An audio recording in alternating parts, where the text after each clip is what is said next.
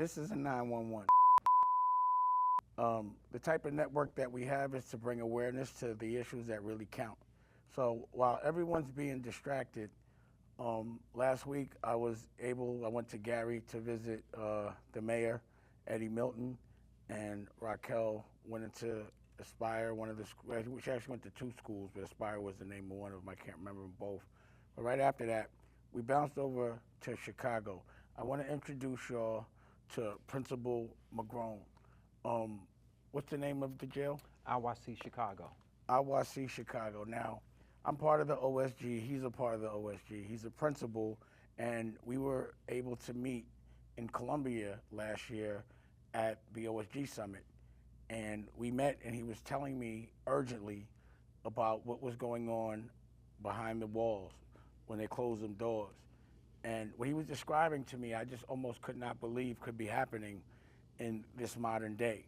It was something that you would hear about in like a concentration camp. And I was like, I gotta go over there. So I was like, the next time I'm in Chicago, I'll bounce over. I went over there with El Boogie and Nicolette, and you know, Nicolette and El Boogie came out crying. I was appalled at what I saw. I saw kids stuffed in a warehouse with no windows, with no outdoor space, drugged up, and being put back into the world with a 3rd to 4th grade reading score, which 100% guarantees that they're coming back. And the living conditions were terrible. Everything was old, dated. The carpet was disgusting. There's bullet holes in the window. It was crazy.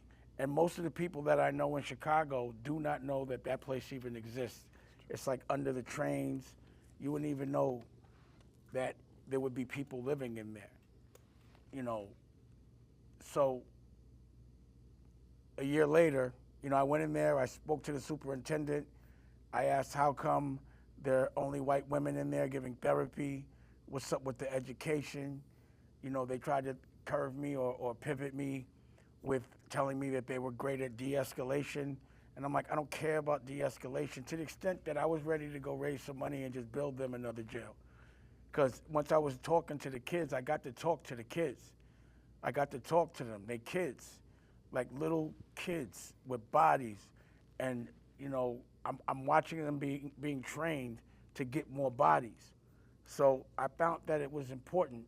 Well, anyway, the second year, a couple of weeks ago, we met up again at Columbia, and we spoke, and then he called me and was like, look, there's mold in here. There's some things that he's been made aware of, and there's mice running around on the kids, and they're drinking water out of the mop room where the mold is, because that's the only place they can get water. Thanks. And, you know, I immediately called the senator that I knew, put them on the phone, and I said, I'll let him tell you now, all I'm doing in this moment, and I don't think people are aware of exactly what's going on, even down to the government, because the senator had never been there. And, you know, I remember talking to the senator, now Mayor Eddie Milton of Gary, where you're from, and he told me he did try to do a spot check at one of the prisons, and they wouldn't let him in either. So we went over there, because I called the senator, and we made these, you know, I was like, next time I'm going to come through, we'll walk through together, we'll bring some awareness to it. But she really was upset. Correct. She was not aware that the money was not being spent correctly. Correct. And it was her district, so I suspect that no one in any city that's cutting the checks are even aware of what's going on. Because even when we got there, and again, FOI wanted to make sure I was safe, which I appreciate. The mayor made sure I was safe. I went with my family, with Raquel and baby Dusko. You know, we pulled up. The chairman, Fred Hampton Jr. Correct. was there. And everyone there was really just concerned about the kids. We met up, we went over, and the senator's aides called, because you have to go through this door, and they wouldn't let us up. They said the senator said let them up. They wouldn't let any of us up. Then they told us to close the door, and we listened, and they locked it. She hung up on you. They see you, and they hear you. And they wouldn't let us out. And my son was in the car. They're hanging up the phone on us when we call. But the issue is I have my son in the car, and his mother isn't here. And Dad has his son in the car, and his mother isn't here, and he needs to get out. When you open the door, you got some people that want to leave. We have a child there. Yeah, they hung up the phone on me. Wow. It never happened. They doing it just like how they do with inmates. And Rocky went in there to take pictures, but we had security watching, but still. He was by himself. So this is something that you have to deal with every day. You walk in and they lock you in, and they don't have to let you leave. And they don't have to let anybody in to check to see what they're doing to you either. So I just think if we bring awareness to this situation, and because there's mold in there, and I saw the pictures of the mold, I know what mold could do. I had mold in my house in Beverly Hills. Beverly Hills mold will kill you. So I know Chicago mold will kill you. And I'm really concerned not only for the kids, I'm concerned about the adults that work in there like yourself, that are being selfless, putting the kids before themselves. But I do think that there needs to be a check, because you have to go and make sure that a building is up to code. Just make sure it's up to code. Make sure the fire extinguishers and everything else is because I suspect. And also, you got to test those carpets. They've been there for 20 years. There's no windows in there. So it's a 911 to bring awareness and to appeal to the humanity in anyone. Because just because we don't see those kids, it don't mean it's not happening. It's happening in America, and these kids are on the street with your kids. So you want to make sure that people aren't traumatized so much that they traumatize you. So if you don't care about the kids, at least care about yourself. But at the end of the day, please, and for anyone from Chicago, any rapper, Kanye, anyone, Roland, that could bring awareness to something, bring awareness to this cycle that needs to stop. They're torturing the kids right there in Chicago. We can leverage our hip-hop celebrity for something positive. This is the shit they try to distract us from. The cycles that need to be broken. They should not be breaking our kids. These kids are getting $1.2 million a bed and don't get the benefit of any of that money. The building costs $88,000 a month for that warehouse. You know what I could do for those kids with $88,000 a month? And again, I just don't think the governor knows. I don't think the senator knows. You know, how could they? They lock the doors. They don't let you up. So when you come to bust a criminal, you don't call them and tell them you're coming through.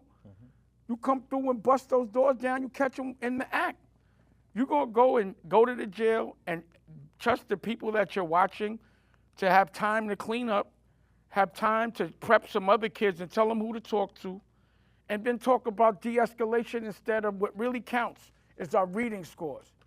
So if you can't read, by the time you're in the 4th grade, they build a jail cell for you. Another excuse for the government to outsource and have somebody else build a jail and charge $1.2 for a kid to get tortured in America. I don't think America's aware. I don't. I have faith in America. But I do hope that us that are Americans, Republican or Democrat, I don't give a fuck. None of that shit matters when our kids are getting tortured. There's nothing that Trump or Pup is doing right now, or what they are getting accused of doing, is worse than what I know is going on daily to our kids, year after year after year, every day, all over this country. That's a crime. And I think if y'all see it, just do a welfare check. I think you would want change, and who wouldn't? I don't want to pause anyone right now. I just want shit to get fixed. So this is Principal McGrone. I know this is the longest intro of all time, but I'm very passionate about it because I saw it. I can't unsee it. And also I care about my brother I don't want him to get sick. I want him to go get checked for mold. But to me, in a toxic environment, even to clean something like that, you have to evacuate. But it should never be children that don't see daylight for a whole year. That's torture. So I want to first, before I start this, I want to thank Dame Dash.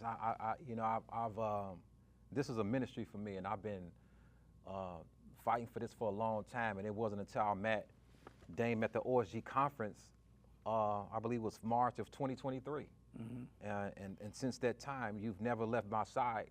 and also Dr. Dennis McKeezy showed up as well. They didn't let us in. I mean, these brothers, Dr. McKeezy and Dame Dash, I couldn't thank more, and the OSG family, because we meet up every Thursday and we have these meetings with educators from all over the country that's number one in their game. So I want to definitely give a shout out to Off School Grounds for all your support.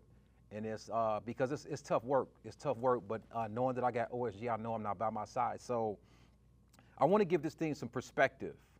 First of all, let me say again, my name is Principal McGrone, and I am the proud whistleblower for the atrocities that's been happening to our youth in inhumane living conditions at RYC Chicago, and youth that's been tortured and beaten at RYC Harrisburg.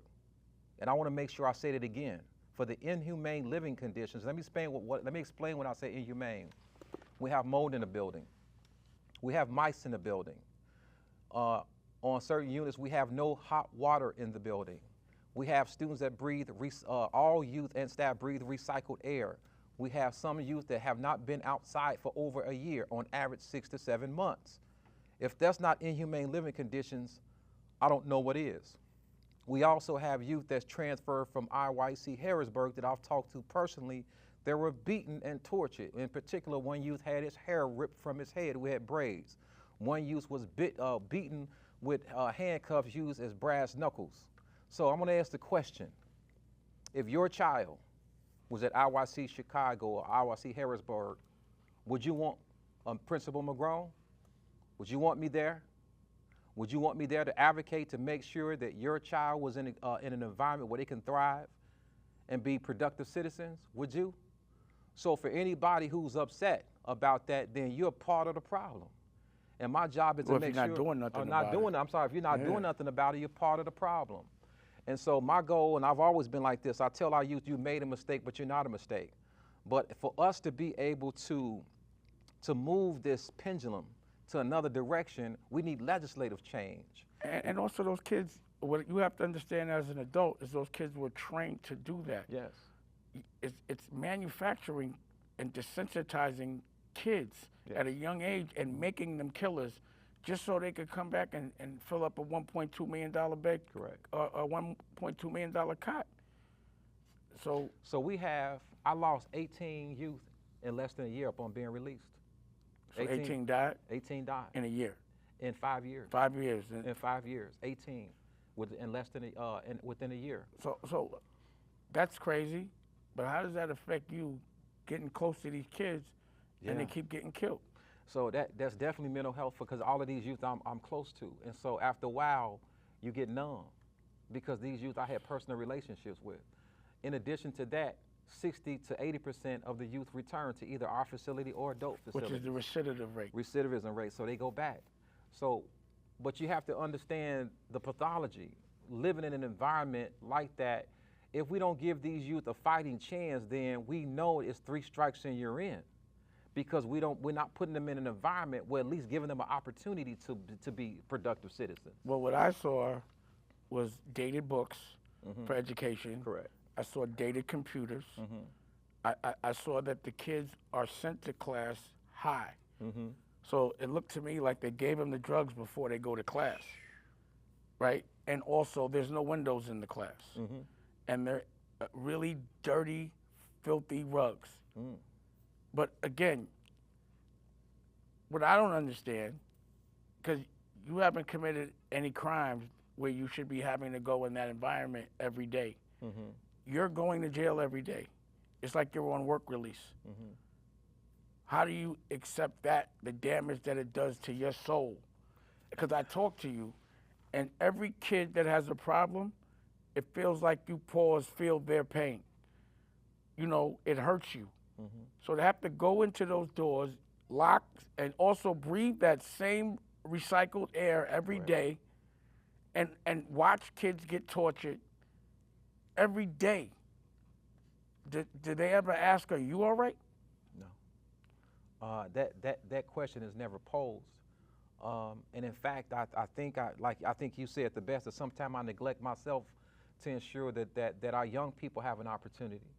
So I haven't thought about that, to be honest. That I'm so concerned. My concern is about youth that are there for 24 hours, and I haven't even thought about the fact that it's impacted my health. How could it not? Yeah. You're going through the same, because there's physical abuse, there's mental abuse. When I go there for 2 hours, when I leave, I feel sick, headache, the whole nine. You know? Right. And I'm traumatized. Like, I feel bad for a while. Like, I'm disturbed. Like, remember when we were in the waiting room, the girl started crying because she went there before, because she's never seen nothing like that, the little white girl. Correct.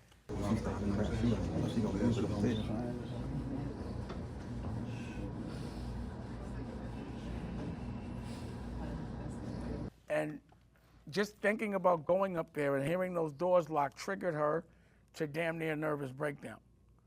Because if you're not used to no shit like that, if you haven't been conditioned, because to me, they're conditioning you and the people that work there to think that shit is normal. Correct. And if you're in an environment where if you decide to just say that something's not right, that you could get fired and there's no other job you could get, then you start to look the other way and become tolerant of things that are just not, it's appalling what's going on. It's fear. It's the reason why that staff have not come. It's one or two reasons. Like, have you asked the superintendent, like, are you worried about your health in this mode? Yeah. He's there every day. It's fear. You know, people are getting ready to retire, get their pension. So it's the fear of the unknown. So, you know, I've had staff to come to me in private saying thank you for what I did, because they didn't want to lose, because everybody thought, man, I have to lay on the sword, so Mr. McGrone is going to lose his job. Well, so it's also programming. Right. Like, you're programmed to be scared and accept it. Correct. So, like, because I'm not programmed that way. Yeah. I can't see this happening because I have so much faith in America. Maybe it's false. Yeah. But I've been able to make a living out here. You know, there's ways I've been able to, you know, change my family and friends' life. So, you know, nothing's perfect. But I really didn't think that in modern times, just based on what's presented to me about America, if anyone's conscious of it. But I got to be honest, anybody who's friends with Dame Dash and to step out here, you know, so knowing like you got like this big brother of Dame Dash and Big Brother and Dr. McKeezy and OSG, when you got big brothers like that, so to speak, it kind of gives you the courage to do this work, because to be a whistleblower is not necessarily easy, because it's you gotta know that doing that, the residual impact that's going to have and the stress that's going to cause, not only at the job but my own personal life. So this has not only been stressful to me personally at the job, but through my own personal life, because of the stress of not knowing, am I going to have a job? Because but for morally. So you're saying that you think that they might fire you because you're trying to protect the kids? That should not happen in America. Well, I was, and I don't think, and what I could say is, everyone that we've spoken to that hears about this because they've investigated you and all that. Yeah, from they what investigated me. Say they seem to be kind of just as offended as you are, right? And want to help. So that's why I say I just don't believe they know, and I just think the government has to be more responsible about how they delegate the bread. So if you're going to cut a check for a lot of money, you got to see where every nickel is spent. Forensic. And you have to be able to walk in them places. You can't just make it where no one could just come in and check and make sure everybody's cool. It should be like a yearly thing, like a restaurant. It should be a certain clean. It should be, levels should be tested. And if nothing's changed in 20 years, things have to evolve. It's a different day. Yeah, we haven't had carbon monoxide detectors in years. Our smoke detectors haven't been checked. Our fire extinguishers haven't been checked for over a year. So this is neglect. Who's accountable for that? So right now, I'm thinking not only is the lives of youth and staff, it's my life right now, currently in the building right now. We have a control center.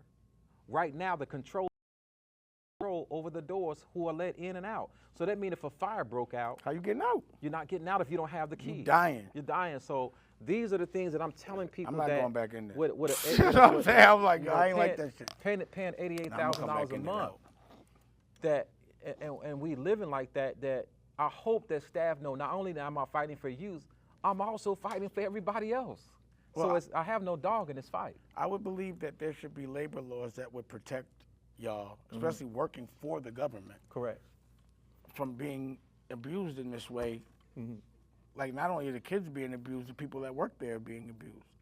Yeah. And I just know that if one kid or one person that works there gets sick from the mold, there's gonna probably be some serious legal recourse, just logically. Like, I'm not saying I'm gonna do it. Yeah. So for me, I'm trying to tell everyone in all these unhealthy places that there's a lot of exposure for legal. I think what we're doing. I just think I just think so. I'm like, as a person that runs a business, I know that, especially when it comes to children, that things should be extra safe, extra clean. People should be getting therapy. Like, you should not be giving a kid the option to take drugs to get out early, and this is the only place they could get the drugs, and not give them a healthy option. Is there any option for a vegetarian in there? Not your perspective of a vegetarian. You know. Like, that's not any good food that Right. could be. So yeah. Here's a tomato and be like, that's your vegan food. Correct. Yeah. You know. So I just think that we have solutions. I always like to, because a lot of the times, and Like, one I can thing only imagine the food they're giving yeah. them kids, man. It's state food, and it's contracted by certain people and whatnot. But you say something that's important, because a lot of times we just complain without having any solutions. Gotta have solutions to this. And we talked about this at length the other day about having a curriculum that academically that because we know black boys learn based off survival, and putting them in a position where they can win. So we're talking about trade programming. We're talking about putting them in a position where they learn about budgeting. We learn about how they deal with conflict resolution. And these are all the things that can give our boys the best chance at survival. So at this point, it is a public health concern. So not only am I protecting the lives of people within the institution, I'm protecting innocent citizens that our young men will be exposed to as a result of being socially engineered, not only to hurt themselves, but to be a threat to the public themselves. When you commit a crime, it's usually, you're either hurting someone else and disfranchising their family that's a criminal, or you're robbing someone that's not a criminal. Correct. Or you're hurting someone that's not a criminal. You're getting the buckshot of it. So yes, the world is a safer place if our children are, if their unrecognized trauma is dealt with. Correct. So for me, the solution, because of the OSG and your vast experience, you know about the environment a child should learn in, and the way, because we have to get the reading scores up. Correct. The way to do that. But the environment that a child, no matter what, whether he did a crime or not, might need to rehabilitate. So just here, logically, and Raquel, we all spoke about it collectively, because it's coming from a mother's perspective, a good one at that. Number one, if someone's only seen these buildings and these city and that's all they know, detach, get them out of there for a second. Why keep them there? Take them, make a farm. Make them farm to eat their food. You know, get them some pets, or make them take care of something. Let it grow. Let them earn that. You know, get them some art, something creative to do. You know, teach them a curriculum about the future, so that they can dream. You know, and get them some therapy. Make a therapeutic environment that's more for learning. And that, I think, education is the best way for de-escalation. Because that's all they talk about is stopping fights by bashing their heads in fear and pulling their braids out and taking the things that make them happy, like music. Why would you not want a child to hear music or get sunlight or drink water or take a hot shower? Why would you want them in such a dirty, uncomfortable environment? Why would you want someone to ever get used to that condition? If you got $88,000 a month to spend on some bricks, why do you have tinfoil? You know, why can't you?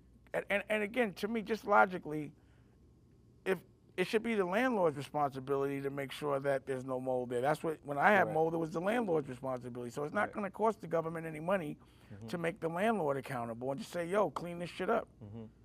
Take it's not up to code. If it's not up to code, you can't charge rent. And I'm not saying that's the case.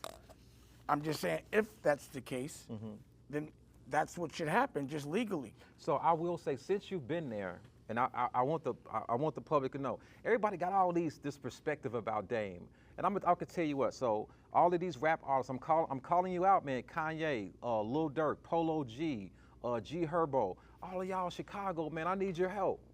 You know, I'm not even trying to put y'all out there because you may not even know, but now you know. Now you know. And for what I know, guys like Yeah. G Herbo, because I met them and they got Yeah. schools, Yeah. and Lil Durk and all that, and how they are about the community, I do believe they'll try to help. Yeah. I And that's really what I'm do. thinking. Like, I don't really think they know. So now that they know, you know, with this getting out, I need your support, guys, because I really, the young people listen to their would, I music. really would like Kanye to help. Yeah. You know, because it's Chicago, so It's his Monopoly, backyard. John Monopoly, we've spoken about this. I put you on the phone with this man. Please, bro, I need your help. To bring some awareness to it. So one of the things that I know, It's to show that hip hop and culturally, Right.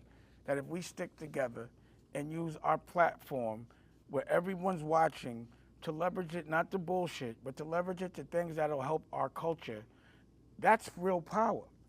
And that's all they try to do is keep us fighting each other instead of coming together, pause, and helping each other. And bottom line is so much fame in Chicago right now, and just in hip hop in general. Because it's not about where you're from as far as the city. We all one culture. So I'm not from Chicago, but that's still my city because my people are there. correct. So if someone from Chicago could help someone from New York, and Gary, it's a responsibility for us to not be divided based on, you know, a demographic or a color or even any of that. As human beings, we need to be sticking and looking out for each other collectively all across. We've got to stick together.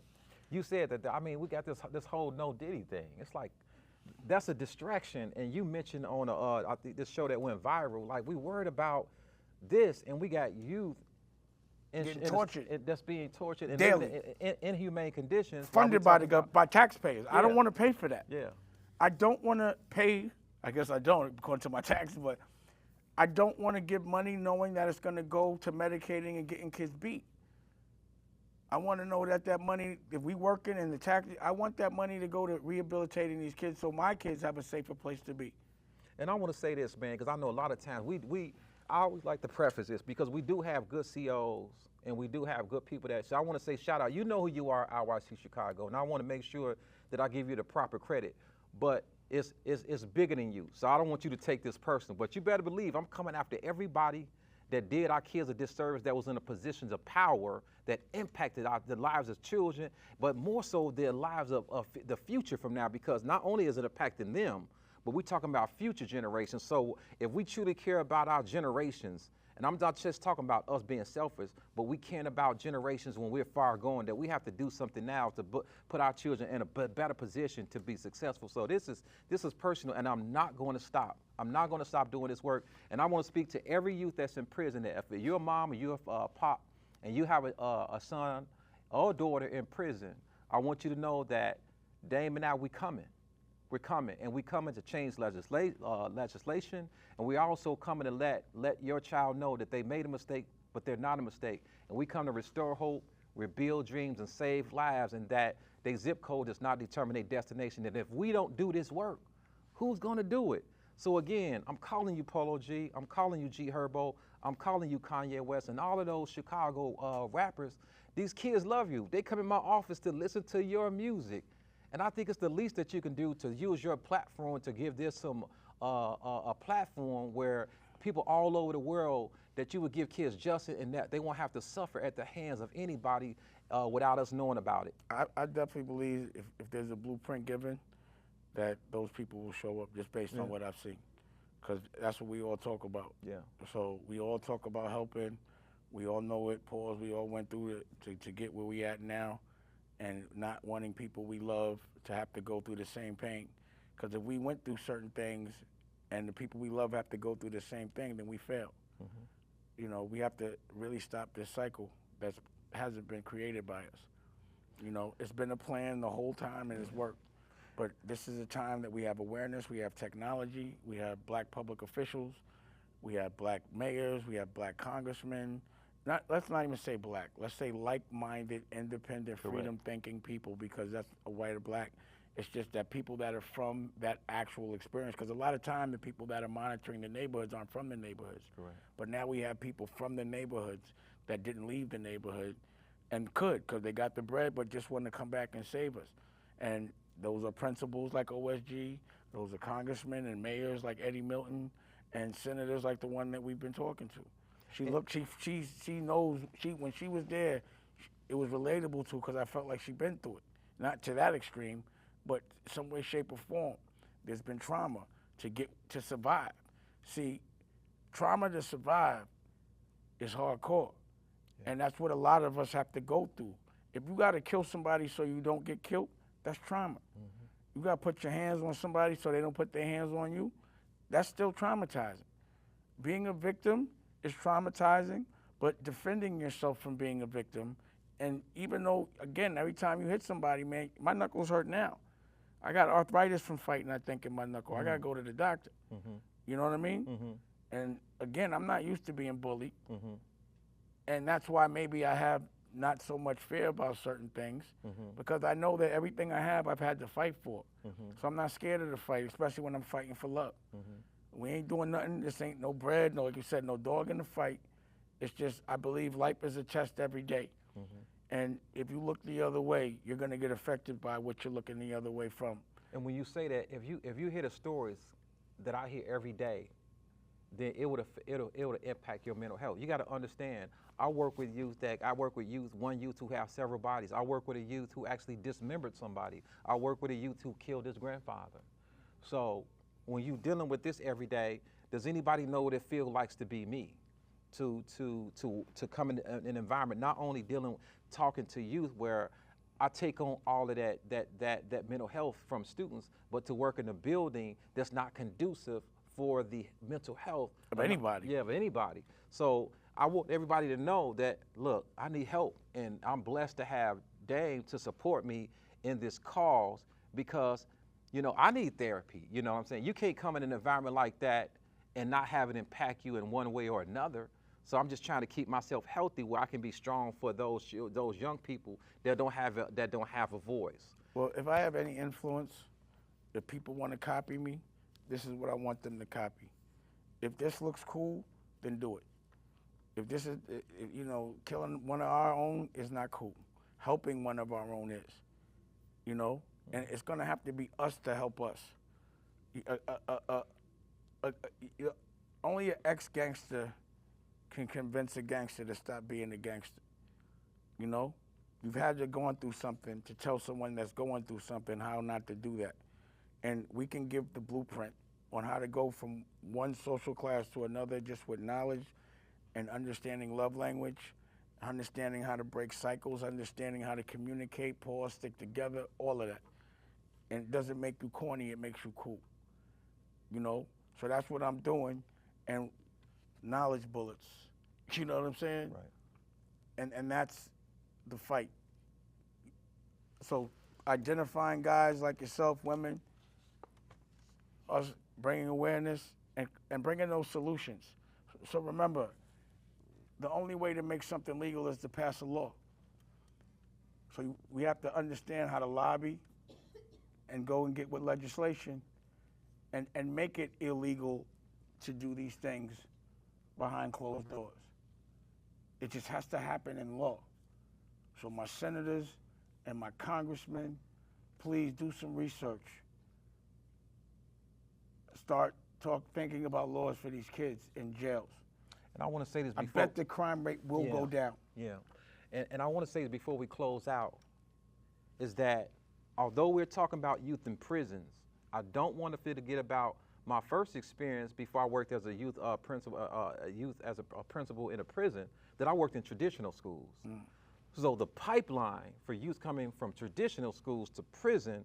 So I want to let people know that OSG family, we know how to identify those children before they become a statistic, because once you become a statistic in the prison system, they wrap their tentacles around you. So it's 3 strikes and you're in. So once you're part of the system, it's very difficult to get out of it. So it's being able to go into a regular traditional school, identify those students who are potential candidates for the prison system, and build an infrastructure, not only to support them, but to support their families, in that they give them the base and the academics and the social support they need to prevent that. So this is a multi-tiered approach where we want to prevent, and then we want to be able to support these students from going on to adult prisons.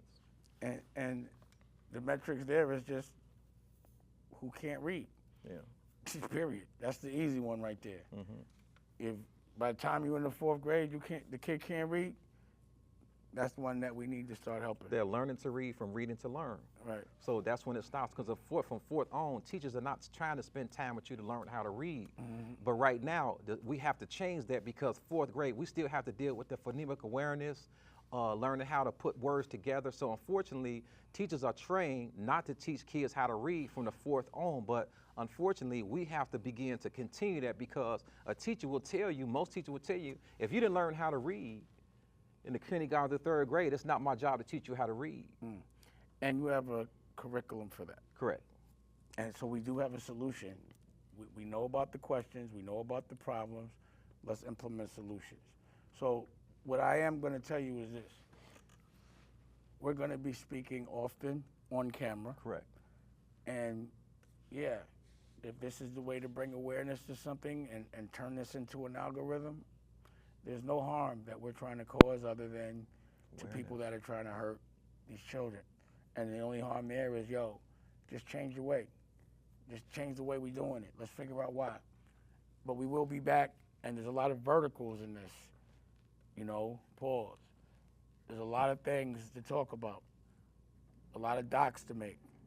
A lot of movies to make about truth. Yeah. So, you could be a character in the movie as a villain and go down as an asshole, or you could go down as a hero, someone that saw something wrong and actually fought to change it. But either way, it will be documented, and I'm leaving the blueprint. Everyone, this is the kind of content we gonna want. The type of shit that makes us better, not distracts us from making us better. Not glorifying the things that hurt us generationally. So thank you, bro. Thank you, man. I appreciate you. Appreciate you, man. This is easy work. Yeah. Just telling the truth shouldn't hurt people so much. It's just, let's just fix the problem.